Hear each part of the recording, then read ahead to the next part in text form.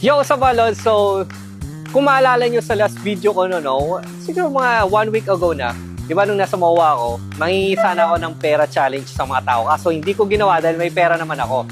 At ngayon, dahil Friday, hindi kami nakasahod. So, nagkakaroon ako ng motivation na manghingi. Ituloy yung challenge na yun, gawin ngayon. Ita-challenge ko yung sarili ko within 30 minutes. Sana maka 100 pesos tayo. Malay natin, di ba?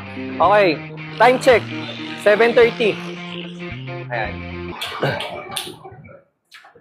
Ate, baka pwede makingin ba rin? Nawalan kasi kami ng pera eh. Sorry. Nawalan ako ng pitaka doon. Eh, dalawa. Ikaw pong bala. Okay lang. Sorry ah. Ito po, okay na. Seryoso? Ay, salamat ate ah. Thank you po. Grabe! Mga lods, tapos na. 7:30, sandaan na oh.